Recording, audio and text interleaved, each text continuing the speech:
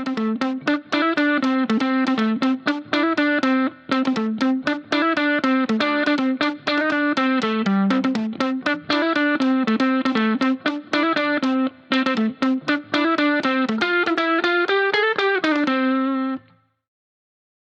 skaters, it's Teacher Lina. So today I am doing a new series, or this year we're starting the year with a new series where we talk about off-ice exercises that we do here at Off-Ice Academy PH. So this studio is located at the JNA Dance and Fitness Center here in the EDSA Shangri-La Mall.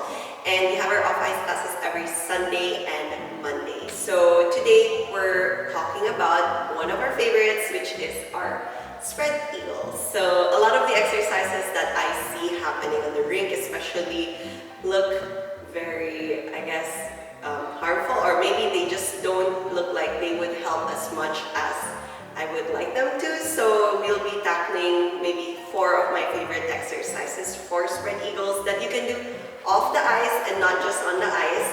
I think it would benefit a lot to target your inner thigh muscles and your glutes, and also develop strength here around the outer parts of your ankles, and to be able to hold, you know, your edges and everything while you're doing your spread eagles, and at the same time looking very pretty. So today we're gonna have 2 of my students, Louis and Alexa. So Louis and Alexa have been my students. Alexa a little bit longer because she was my student back in the pandemic. And Louis is like a little less flexible, so maybe if you were a skater who wasn't as flexible, you'd relate a little bit more to Louis. And then Alexa has a lot more rotation around her hips, and you know, she's a lot more flexibility around her ankles, also in her lower back. So it's a lot easier for her to get into the position. She just has a difficult time holding the position. So different problems. And Louis has more problem getting into the actual position also, but at the same time holding it. So there are different elements, of course, on the ice. You just have to keep on practicing. Again, it's really important to come to your classes and stay warmed up. So they're already warm. Make sure before you start these exercises, you warm up.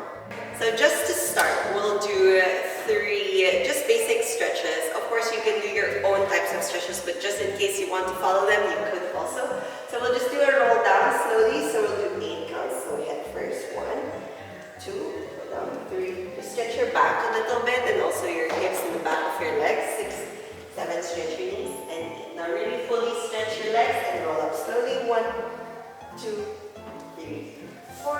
Come up. 6, 7, and 8. And come down again. And down 1, slowly. Head first. 2, 3, 4. Try not to lean back, so don't lean back. There you go. It almost feels like you're going to fall forward, and roll up slowly. 1, 2, 3, 4, 5, 6, 7. Last one. And third time. And 3, 2. Come down. 4, 5, 6, 7, and 8. And roll up. 2, 3, 4. Up. 6. Okay. And 8. Now let's spread open a little bit wider than your hips, and we're just going to stretch your back and your hips. This one's just a long stretch forward and pull back. This one you can pull back. Now just in case you don't have any bar, you can maybe use your kitchen countertop or whatever you have back at home. Mainly your focus here is not just the hips, but also extending here your armpits and your shoulders, just in case you feel really tight in the day and you're just doing this without bar. Again, long lower back, a little bit longer, stretch out. Good. And then relax all the way down. You're going to touch the floor all the way down. Good. And slowly roll up. And 6 and 7 and 8. Let's do it one more time. And out. Just in case you can't reach the floor, it does not matter. So you just keep on going. Even if you're just floating off like this, or you're really trying to stretch this one out, what's important here is that you feel the stretch from the back of your legs. Down. And go all the way down. 2, 3, 4. And roll up. 6, 7, and 8. Okay, and the last one. Down. Just to stretch around your hips. You will feel your butt a lot on your inner thighs while you're doing this.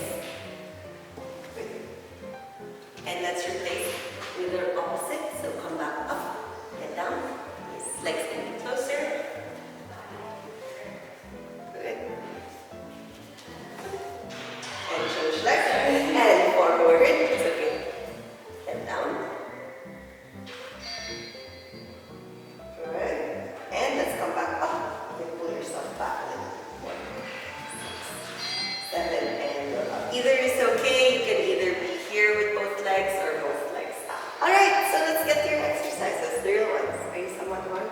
Okay. So the first thing I'll do is I'll let them feel first how their second position feels like. So we'll describe it a little bit before and after so that you can understand the difference of how it feels also. So we'll go into a wide second position because that's how your sprint eagle would be. Now it's really important to know not to stick your popo out, meaning your butt, because you're on the floor, it's not like you're on the ice. You need to really squeeze in and pull up as high as you can. So this is really important, not to stick your ribs out also because we don't spread this way either. We want really strong, we're just moving with our edge and not with our ribs and our hips back and forth, right? So we want to pull up, in. Okay, strong fluffy part. Okay, so feel it first and then squeeze. So we're gonna work it first going up and out this way, and up and in, up and out, up and in. Now when you're doing this, it's important to note not to stick your butt out to turn out, and then not to stick your butt out to turn back in, okay? What this is trying to teach you is really how to rotate your legs properly, because a lot of times skaters are used to forcefully turning out their legs and their knees and their feet, and it's really not very good for your knees, of course, and your hips as well. So you want to really learn where your rotation is coming from. So let's lift up. Let's just do it 4 times. And up without sticking it out. And up. Just lift up. And in. Good. And lift up. Up high. Good. And out. Nice. And up. And in. Good. And up. And out. Long neck. And up. Try to keep your pull up as high as you can. And last one. And up. And up. Last one. And in. Okay. Shake your legs. Good. Okay. Now let's try to open our legs a little bit wider now. And see how different that feels. Maybe from the same rotation. Here. Okay. We're okay. Oh, good. Feel different. Okay. Alright, so it should make or feel a little bit more different now that you've worked a little bit more of your turnout. You can feel a little bit more of the muscles around the back of your legs also. Okay? So we're going to go on the floor. Okay, the next exercise we're going to do is here on the floor. So you're going to have your hands right behind your head. It's important when you're here that you keep your back really long and straight. Now, how that would look like, maybe I'll ask Louie to face side for a little bit so you understand what a straight back is like. You must have your back almost like a straight, really like you had a ruler by your back from your head all the way down to your tailbone. Want your stomach in, yes, without your chest too high. Relax the shoulders and up, okay? Okay, so Louie's going to be demonstrating it sideways so you can see how it would be done sideways. Thank you. So you're going to do the same exercise. You're going to flex your heels, push your heels out. Thank you. Off the floor. Open. And then you go back. And then point your toes. Come in. Let's just do it with a flex and a point. And flex slowly. And open. And out. Long lower back. And up. And in. Continue. And good. And open. Together. And up. In. Come back in. And last one. And up. That doesn't really matter how wide. Just keep it open. And feel your inner thighs open. And just like stretch your knees. And up. And come on. Okay, you can relax first a little bit. So that's quite a tiring exercise here around your hips. It doesn't exactly matter how wide your feet are. So for example, like Louie, I mentioned to you earlier, she doesn't have a lot of flexibility here around her turnout. So flex. She's actually quite flexible already, but keep your turnout. Yeah. Okay. And hold. Yes. So I think at this point you should really know that spread eagles aren't really about how flexible or how wide your legs can go. It's more of really how well you can control here in your inner thighs. So it doesn't exactly matter because they're both actually quite flexible already. It's more of how can they control it using those muscles inside their inner thighs. Okay, it's why it doesn't really make sense to do exercises that trigger your knee or your ankle or your hip or anything, because it's more really of the strength. So you have to balance your alignment together with that as well. Okay, and the last one we're going to do is here on the wall. So we're going to do it almost like a spread eagle style already. So we're going to go here. So we're just going to do a last one more to feel your spread eagle position. So this would really be how your spread eagles should feel like. You can have your legs really wide, stomach in, and then lower back on the floor. Try. And then you're going to squeeze in your inner thighs, like really squeezing it in without the space, without arching your back, and then open, out, and come in. Good. Try to rotate a little bit more, and then really open, and then widen it out, and come in, squeeze. Good. And bring it out.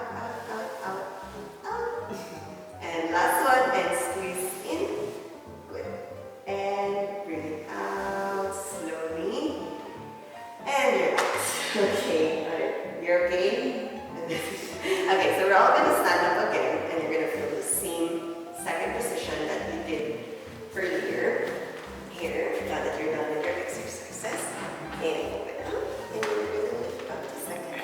See how much more squeeze that you feel like. It's easier to hold the position already, and then you can let go of your arms. Here's where you can practice it a little more on ice.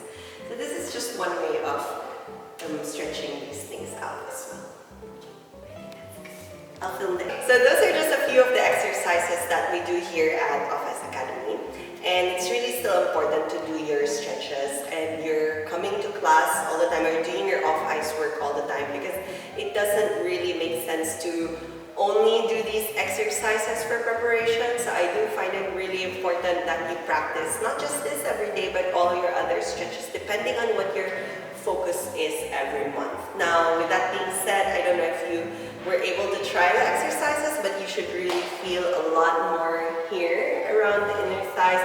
Just kind of really feeling there, being able to hold the position. I mean, later on I'll be doing maybe some things on ice to help translate whatever you do off ice to on ice, but I do feel like working on them on ice is also different from working on them off ice, because I get so much questions on this.